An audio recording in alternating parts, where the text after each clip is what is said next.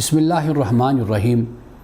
حضرت عائشہ صدیقہ رضی اللہ تعالی عنہا روایت کرتی ہیں کہ رسول اللہ صلی اللہ علیہ وسلم نے فرمایا کہ جو لوگ فوت ہو جاتے ہیں، مر جاتے ہیں، انہیں برا بھلا مت کہو۔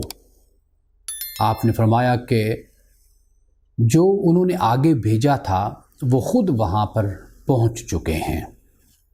یعنی یہاں دو باتیں بیان فرمائی گئی۔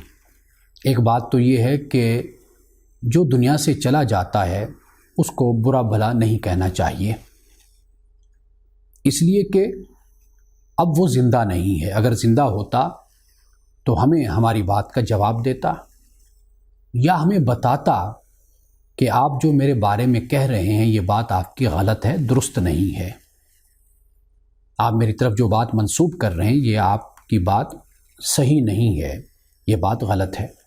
چونکہ اب وہ زندہ نہیں، دنیا سے جا چکا ہے، تو لہٰذا اس کو برا بھلا نہ کہو۔ اور دوسری بات جو اس میں سمجھنے والی ہے وہ یہ ہے کہ اس نے اچھا کیا یا برا، اب وہ اللہ کی بارگاہ میں پہنچ چکا ہے۔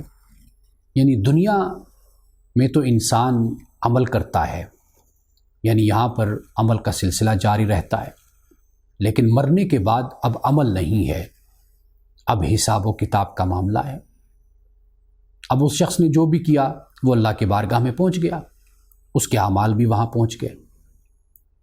اور ایک بات آخر میں جو میں عرض کرنا چاہتا ہوں وہ یہ ہے کہ ہم اگر کسی کے بارے میں کچھ کہتے ہیں کہ جو دنیا سے چلا گیا ہے، ہمیں اس کے بارے میں کوئی یقین نہیں ہوتا، ہمارے پاس جو اکثر مواد ہوتا ہے وہ سنی سنائی باتیں ہوتی ہیں، بہت کم باتیں ایسی ہوتی ہیں جو یقینی ہوتی ہیں۔